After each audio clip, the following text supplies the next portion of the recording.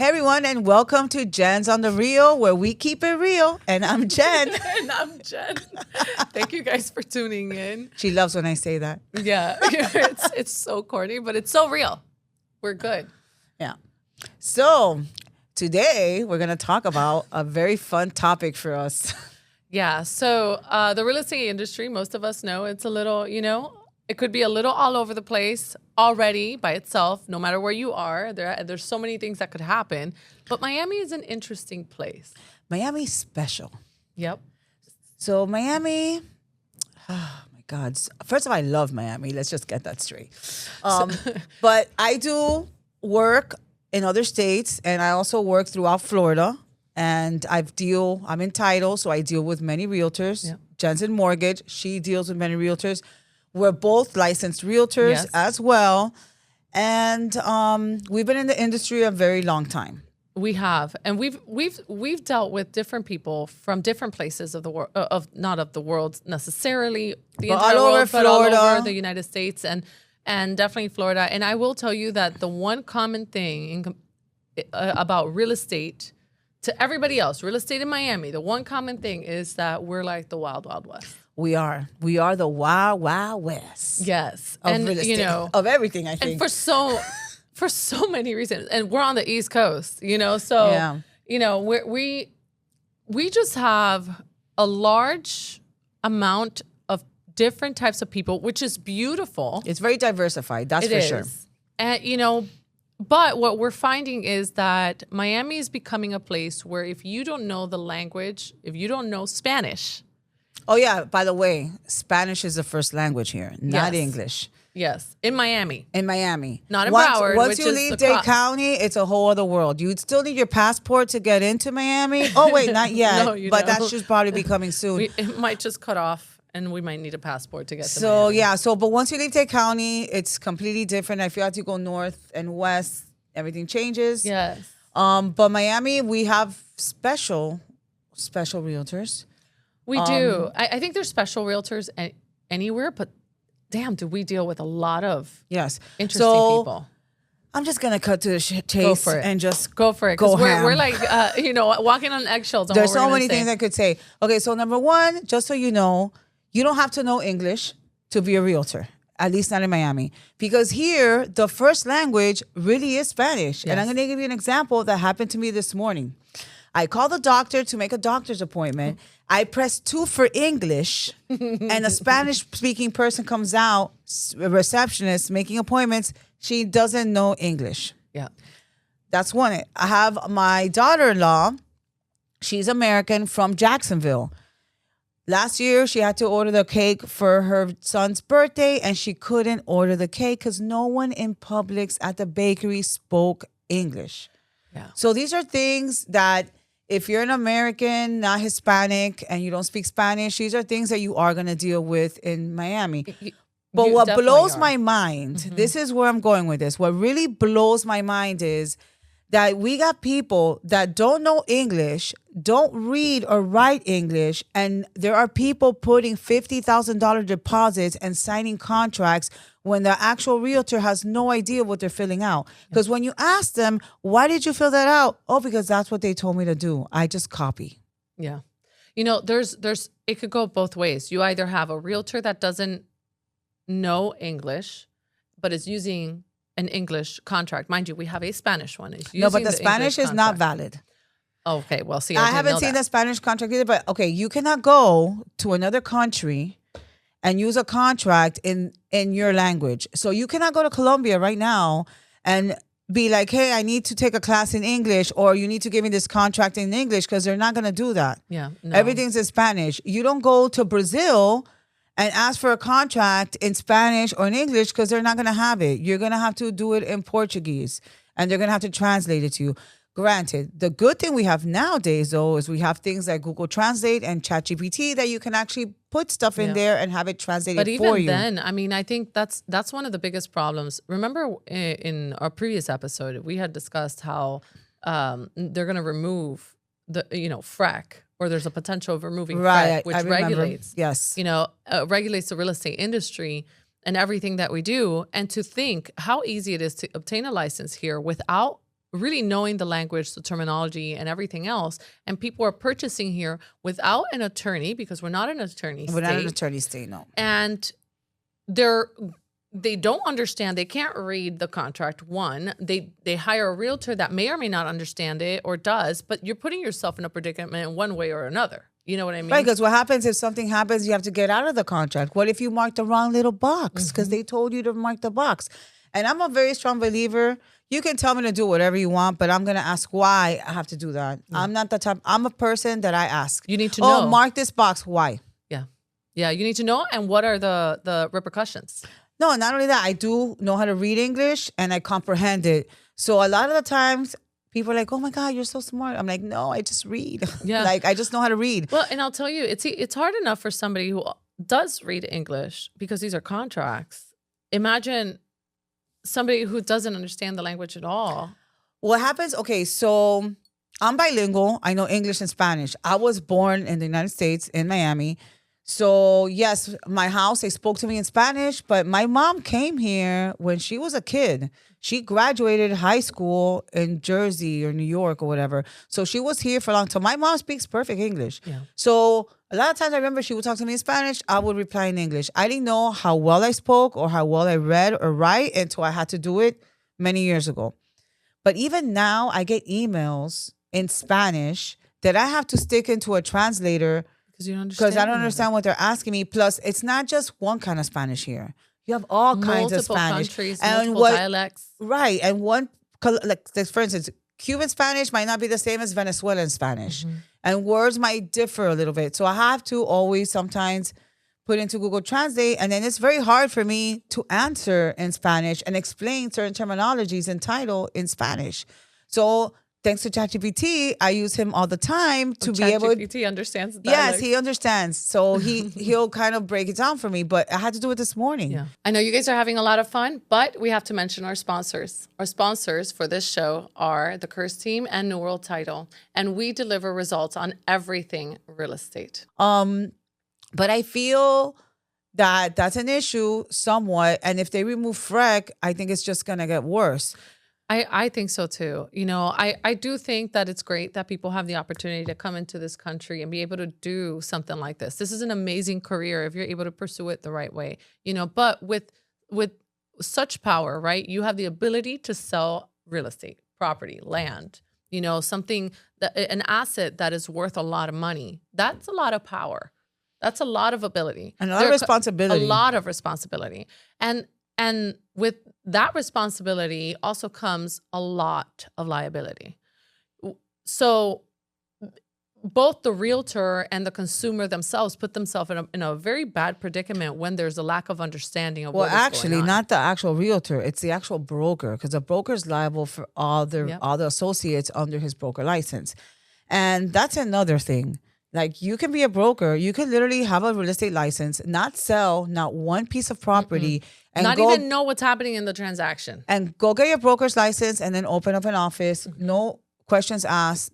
You know, it's just, hey, you have a broker's license because you had a license for 2 years and you could do that. Yep. I feel that has to change. Yep. Because I deal with brokers too. And there's some brokers that I deal with that they don't know anything. So it's like the blind leading the blind. They just got the broker's license, right? And then now, because essentially, let's face it, the reason why they got the broker's license is because that way they don't have to share commissions with the brokerage, right? Although there's other options out there. And there's also the pride factor where you own something, it's yours, right? Granted, there are expenses, just like any business. You start a business, you open up a business, you're going to have expenses at that level, you know, but okay, you barely have any experience, you get your license just in case something happens, or maybe you've had a few transactions, and then you start attracting other people into your brokerage. Not only are you putting yourself through a very problematic situation because of the liability, but you're also not going to be able to guide this individual to do things the right way should they ask you for help, assuming you're paying attention. So your success level, your success rate lowers big time. I feel that happens a lot, and I see it a lot here in Miami. It happens a lot. I mean, the contract itself really stems, the biggest risks stem on deadlines. Big time. And as simple as that might sound, there are so many factors that can push the deadlines and that can put somebody in a bad predicament and have a buyer lose a deposit or a seller take the property out of the market and not be able to actually close on time or whatever the case may be. There's so many different ways that things can go wrong. And without full understanding, I don't know how anyone can become a broker. One, two, I don't know how anyone can actually become a real estate professional without understanding. Like the course itself is basic.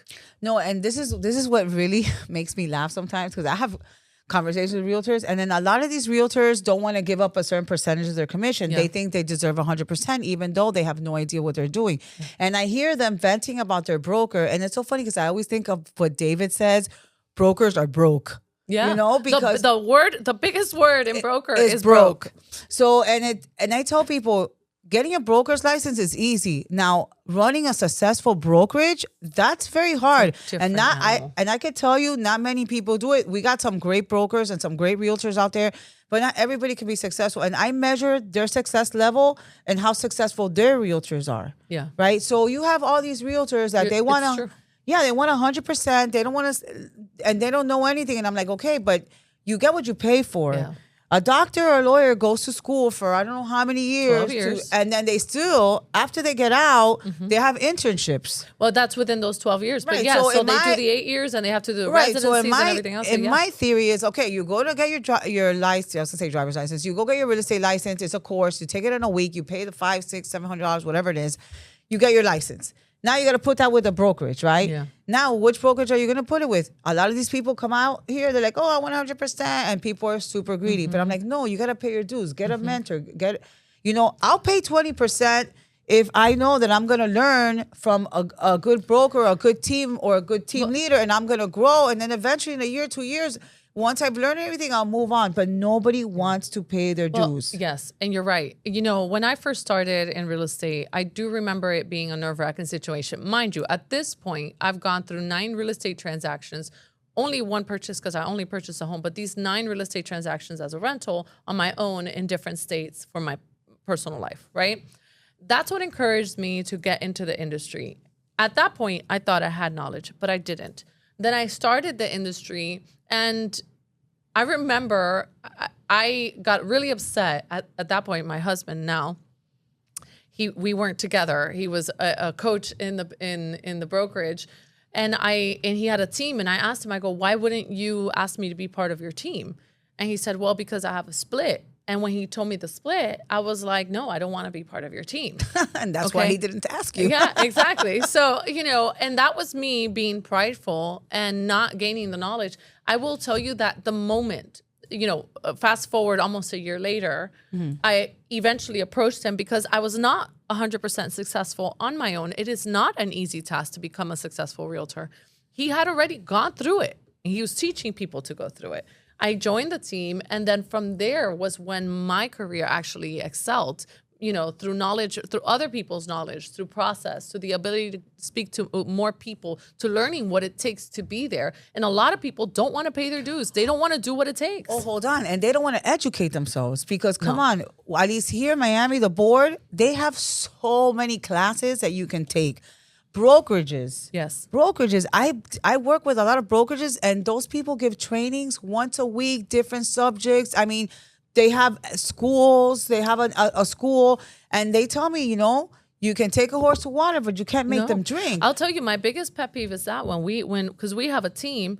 So when somebody comes into a team that's brand new, my biggest pet peeve is, oh, I know everything, or I know, I know. It makes, you know what I mean? And they don't go through that training. We send them to go through the Miami Association. We have an onboarding as well for them to learn how to handle real estate, and they don't do it. Right. So it's like they don't want to learn. They get lazy. Yes. They don't want to take the time to actually educate themselves. And knowledge is power. I know it's corny as that sounds, but knowledge is power. I mean, you've been in the industry for a long time. Do you still go to trainings? All the time. And I've been in this over 30 years, and I learn something new every single day. Because there's always a different situation, and I learn from others. Yes. You know what I mean? Yes. And obviously during the transactions, but a lot of people, I just feel that they come into this industry thinking, oh, I'm gonna get a real estate license. I'm gonna become a millionaire because it's so easy, which it's not. Like, it's like I tell people, it's simple, not easy. Because there's simple tasks you would think, but it's not easy. Well, the majority of the realtors are not successful. I think I only maybe 10% of the realtor in South Florida alone, Miami-Dade County and Broward, I believe we have right about 60,000 realtors. And only about 10% of them actually do the business. I will tell you that when I'm out there showing properties, I see the same people. When you're out there too, it's usually the same group of people doing the business because those are the ones that are consistent and are doing all the work. The ones that are not doing the work, the ones that are not out there, they encompass a very small portion of what the real estate market is. And it sucks because realtors, especially lately with the whole NAR thing, they've gotten like a bad rap. You know what I mean? They have. And I am sorry. When I started doing real estate, realtors were completely different. It was a more professional environment. Again, we didn't have cell phones back then. Yeah. We used fax machines. You know, it was a little different. Yeah. But still, it was a different type of realtor. I just feel like a lot of the realtors, mainly in South Florida, they try to half-ass everything. Mm-hmm. Like, you know what I mean? I think it's a Latin thing. Us Latin people, we like shortcuts and Possibly. we like, you know, like my mom says, siempre estamos inventando. Mm-hmm. We're always inventing something. Because, you know, you leave it up to a Latin person, they're going to find an easy way to do something. To follow specific right, rules, because then like you could do it better. And don't alternative. get me wrong, sometimes, you You know, can, you're yeah. like, damn, that was a good one, you know? But there's times where you're just like, I call it like chapuceria. Yeah. It's Or the like, hustler. It's like a hustler. like a mentality. hustle. And then you could tell those little hustler breaths, you could spot them a mile away. To the point that I feel like realtors from other counties, like Orlando, I work with a lot of Orlando realtors, they hate to deal with Miami realtors. They think we're so sketchy. And I'm like, I don't Not know if that all I'm of us. used to it, that Yeah. I'm just like, no, that's normal. Like, no, carry on. That's good. Yeah, that's fine. It's very different. I will say consumers that come from other states feel the same way. You know, that have purchased or sold in other states. Well, we feel have the same way offices when in they other deal with states. us. We have Yeah. offices in other states, and the dynamic is different per se in Jersey than it is in Texas. Yeah. But I gotta say, the most special market I feel is South Florida, Miami. And I get it. We're like a melting pot. You know, everybody has come over here, you know, so we're like a melting pot. And we have huge diversity when it comes to like different people from different countries, which is a beautiful thing. This is America. Yeah. You know, you dreams come true here, right? They do. But I always tell people you have to, I feel sometimes a little disrespected to the point, because how are you going to come here and not even learn the language? Yeah. If I go move to Spain right now and I want to go live there, I got to get a visa. I gotta go through all this paperwork. I have to, if I want to get a real estate license over there, I got to go through entitlement. I got to go through the mission of getting a real estate license over there. By the way, in Spanish, you know what I mean? Yeah. So it's like, I feel like there's an entitlement. They made it, and it's almost like, oh yeah, we all speak. It's like they're really proud, and I get it. I'm also Hispanic, and I'm proud of my people, of coming here and so forth. But we are in the U.S. English is supposed to be the predominant language, and I know things change. As a matter of fact, they made Spanglish an actual language. well, it's about time. I'm all about the Spanglish because I do Spanglish. So I mean, all at the least if time. you can do Spanglish, you're throwing in a few English words, Well, right? Okay, it's not everybody, because I have realtors that don't really speak the language, but let me tell you, they'll have American realtors on the other end, and she'll Google Translate it, They'll figure it out. ChatGPT it, and she makes sure and she learns. And I've already noticed that she's been learning the language more because she wants to learn it. There's a But pride in lo- doing this. Yeah, too. but there's a lot of people that they don't want to learn. No. And I understand, because there's not really a necessity, really, because you could come here. My grandmother lived here, I don't even know how many years. She died at 93, and she didn't know. I mean, that's not true. She did know some English, and she would defend herself, and she could understand everything, even though she acted like she didn't. But still, technically, she wasn't like fluent, Yeah, that's my mother. you know. And she 40-something years. and she what and Or it's- 30-something years. yeah, and it's been here, and because there's no necessity. No, she goes, I mean, like we said, anywhere you go here, in most cases, the first answer is going to be in Spanish. You ask anybody at the store for something, it's going to be in Spanish. They don't Yeah. understand what you're saying, and again, beautiful as it is, It's that challenging. we're all here, but I think for everyone's sake and their growth, I think also embracing the country that you're in and the language that we speak in this country, it helps, expand from the immediate, network or source that you have. I also think, though, on a positive, that even though they don't speak English, for them, I think the reason why they don't have a hard time is because I feel like in the Latin community, you kind of stick to your kind. You do. So, It's like you Colombians trust have them. Colombian buyers, Venezuelans have Venezuelan buyers, Cuban have Cuban buyers. true. Like most people, you do find maybe a Venezuelan with a Colombian or a Cuban with a Venezuelan or whatever. But for most kinds, so I feel like it works. Yeah. Because they're speaking the same language. Because trust me, Argentinian Spanish is not the same as Colombian Spanish. So there are some differences. And the fact that pretty much most people are bilingual, but I do feel bad for some of them that don't speak Spanish. Well, that's where English creates the blanket. And English is not easy. Because at least Spanish, the words, they sound like how they're My spelled. kids would disagree. My last name is Arganaras. Like literally, that's how you spell it. Arganara. Like how it sounds, that's how it's spelled. Here you got an E silent, an I silent. Like I don't know what silent. An GH together is an F. K, A PH is an F, but then there's F. Like think that's about true. it. We're That's just true. used to it. What do you mean golf? Like Yeah. wait, it's not. Like there's no like or though. GH. What do you mean that's silent? Like think about it. It's Yeah. complicated. Yeah, it is. It could be complicated for sure, but there's so many resources now. And, this is not hate on the Hispanic culture because it's not. We are Hispanic as well. I think more than anything is just embrace where you are and understand that, that is the blanket language here. It should be. Yes. Unless us Hispanic are trying something else, and I have no idea we're supposed to be colonizing, South Florida. Well, I think Spanglish is going to be It's becoming a thing. It's in becoming a Miami. thing. Yeah. It is, and it's funny because since I'm always switching from English to Spanish. ChatGPT speaks Spanglish. Yes, every time since I jump from English to Spanish, sometimes I don't even notice, and I'll say a sentence half English, half Spanish, and I don't even notice. Yeah.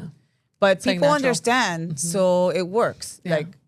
So. Yeah, I try to avoid it. We do get some people from California and not from Texas. I think in Texas there's a lot of Mexicans. They come, Right. they come and You Nicaraguans see, but look, too. Texas, they're bilingual, but a lot of them speak really good English. They do. They You do. know what I mean? Like, Yeah, and most of their transactions are handled in that fashion. Most of them, Yes. obviously, unless you know that the person, that you have that knowledge that they speak Spanish, and then you just stick to it. But the English is still there, and then besides the language, I think is what really matters is understanding that contract. right, no matter what, even if it's in Chinese, as long Yeah. as you understand what you're marking and what it says, like I always tell her, just stick it into ChatGPT. And if you don't know, can you explain this part for me so I could understand it? Ask it, look, what is the loophole? What We have gold mine when ChatGPT. Yes, I mean, you could actually ask, okay, how can I have an exit plan? Because at the end of the day, as a realtor, you're trying to protect your buyer's deposit at all costs. You want them to get the home, but you don't want them to risk the deposit either. 100%. And they sue you. Right, and then there's timelines. missed and it. a seller too, because a seller also has to understand that they have timelines too. How many Yeah. times do you have a seller, oh, what, I have to move? Yeah, you're Yeah. closing Last tomorrow. minute, yeah. You're not going to be the owner anymore. And you There's a have lot not of one that. box packed. That's another story. That's another topic. We'll talk about consumers later on. But This yeah. is going to be like a venting. Yeah, I know at venting this point we're process. just venting. But it is since I deal with so many different pockets in Florida, but I was born and raised here, for me it's like normal. You know what I mean? But I hear the complaints from other people outside of Miami, like, oh, you people. And I'm like, you people who? What? Excuse me? Who? Excuse me? You people what? Don't be you peopling me. How dare you? Yeah, you people. There's nothing wrong. Which there's nothing wrong with it, because just so you know, Miami is the way that it is thanks to the Hispanic community. Yeah. And it continues to grow. Definitely a hustling community. We just, want everybody to be, knowledgeable and I feel like maintain a professionalism. And I feel of like the Latin industry. people are like little hustlers, little They are. entrepreneurs. You I know? mean, that's the whole world in all of our countries. That's I feel how like it we're is. always thinking outside the box. Granted, not everybody, but Yeah. gotta love our Latins. We're both Latin. Yeah. You were born here? No. In the U.S.? No, I was born in the Dominican Republic. I came when I was 14. Oh, no way. I would have never thought that. Yep. I came when I was 14, and I moved to Washington, to the West Coast when I was 21, and I was there for 5 years. And when I was in the West Coast, it was very hard for me, actually. 'Cause now that we're talking about languages, it was very hard for me because I had a lot of Miami lingo. And people had no idea what I was talking about and did not like it because it came off kind of ghetto and rude. And it kind of was, because it wasn't the more proper Miami lingo. It was, not proper at all. And I told myself that I needed to learn the language the right way, properly, and because I wanted to finesse that, just like I want to finesse my Spanish, Right. It's just. Well, my Spanish has gotten a lot better thanks to the Hispanic realtors. Thank you so much. You've made my Spanish a lot better, the way I read, the way I write, everything. But it's funny because I was born here. So born and raised in America, but I leave Miami and I have an accent. So I tell people all the time, you have an accent, and there's a Miami accent. It's not so much. Yeah, because obviously you have people that speak English and have the Hispanic accent. But the people who are born and raised in Miami, it's a specific Miami accent. And it's funny because I look American. Oh, I'm not blonde anymore, but when I'm blonde, I look American because I have green eyes and I'm blonde, and people think I'm American until I open my mouth in English, not even in Spanish. And they know, where are you from? Because automatically it's an accent that I'm telling you, Miami is its own little world. Yes. Like Yes, this is we should be checking passports at the door at this point. You know what I mean? And who's coming into our place, because we even have our own accent. Now we even have our own language, Spanglish. Yeah. Miami is unique. We love Miami. Some people love to leave Miami because it's too much for some people, but definitely we're getting a huge influx of people from other areas. I will say that it's interesting what people think about Miami, since we're on the topic of Miami. Outside of the people outside of Miami. Yeah. I have one client specifically right now that she says that the moms at the school, that her daughter's school, say, how could you go to Miami? How could you live there? They have alligators that show up to their door. They also have iguanas that like freeze and fall on your head. They have sharks. We have sharks. We have sharks, right? She didn't mention the sharks. And she also mentioned the sinkholes. Yeah. And so I'm like, sinkholes. Yeah. I mean, it exists, obviously, but not here specifically, not at that level, not at the point where it like sucks up the ground. At least not yet. It hasn't. Yeah, well, let's not call that. Yeah. But yes, first of all, the iguanas don't freeze until the winter. And it has to get really cold, which doesn't happen that often. And yeah, they might fall off a tree or two. But if you're under the tree and it hits you, dude, it was your luck. Like, why would you be under a tree if it's that cold? Yeah. So there's that. And then the alligators are usually, yes, they can towards come to the Everglades yeah, more. They if you decide to live close to the Everglades, and you're running a chance that at your little pond or your little man-made lake, you may have a little alligator. I mean, just think of it as a petting zoo. Like, no. Some iguanas, an alligator or two, maybe a croc, I call these weird lizards that are showing up with the orange head. Oh my God. They're a super pest right now. But anyway, those are our little dinosaurs. I know they do look like mini dinosaurs. I feel like they've eaten all the regular lizards because you hardly see them around. Yeah, you hardly see the regular ones. And I used to catch them when I was little, the little lizards. I used to catch them when I was little. We used to put them on our ears. No, those are meals. That's like a whole protein meal. Yeah, for so them. now you have all these weird little. Actually, I don't know if they eat that. I think they. I don't know either. But I went to see Vincent Park the other day, and they had like these. They look like little dinosaurs. An iguana like this, iguanas, like they're huge iguana. They're huge. I'm like, wow, that looks like a dinosaur. But it's funny because they're even like people friendly now. They were coming up to the they table. hang out. Yeah, well, people probably feed them. You also have manatees here that you see on we have manatees. In the canals. They don't do anything, by the way, to you. They're very nice. They're the sea cow. Yeah, they're super sweet. Mm-hmm. Yeah, but it's funny. Life is about perspective. The perspective people have of us here in Miami. Yeah. And, you know, California, I mean, you guys have your own wild stuff going on over there and the earthquakes and a whole bunch of stuff. Like we see it as a completely different story. talk. Yeah, people are like, oh, because you guys have hurricanes. I'm But like, we see them coming. we know when they're coming and we have time to evacuate. An earthquake, you're done. I was in San Diego and we were in this restaurant and you know how they have the fault line or whatever. And the waiter, we're like, oh, when's the last earthquake? Where he goes, oh, they say the next time it's going to be the big one. It's going to take all San Diego down. And I was like, I want to get out of here right now. I want to leave San Diego right now. So I lived in Oregon, and Oregon has volcanoes, and some of them are active or like dormant, but they're active. Some of them. And anyway, it says that every like 400 and something years, one of them, explodes and there's an earthquake and this and this and that. And the whole time I lived there, I was like, oh my gosh, please, not when I'm here. Not when I'm here. I don't know what an earthquake is like. No, an earthquake would freak me out. I'll take a hurricane over an earthquake any day because you have time to leave or supplies. I'm from the Dominican Republic and we sit on plates. You know, that come together, tectonic plates or whatever. I'm not, right. Your future husband is the scientist here, so I don't want to say the wrong thing. Yeah. So anyway, there's earthquakes in Dominican Republic. A lot of them. It happens a lot there and in Haiti. And I didn't realize that when I was young, growing up in Dominican Republic. And I remember hearing my parents say, "Oh, it shakes a little bit." Like talking about some shakes. I didn't relate that to earthquakes. So they get earthquakes and hurricanes. You thought it was like the pounding in Miami Lakes, that the little thing I was like, shakes. Have you heard of the drilling in Miami Lakes? No. That the houses shake a little bit? No. Yeah.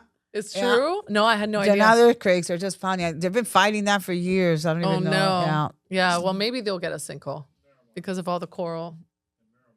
Oh, yeah, because it's Miramar. It's between Miramar and Miami Lakes. No way. Oh, no, I didn't know that. So I'm not moving there. No. We don't know what's going to happen. I'm not moving to Brickell either. I lived in Brickell for a year. That was fun. I lived there. I lived around there too. Not on it, but like on the river. And why? Because you're scared it's gonna sink. Yeah. The way I see it is, banks are not stupid. They're not gonna lend you all this money if they think the building is gonna sink in 20 years. I mean, I don't know. 2008 happened. They lent a lot of money to the wrong people. True. But yeah. Anyway, guys, thank you so much for listening in. Thanks for listening to our vent session. Yes. We'll have another one, I'm sure, at some point or another. And again, tune in every Thursday at 8 a.m. and subscribe and share our show. Make sure you like us.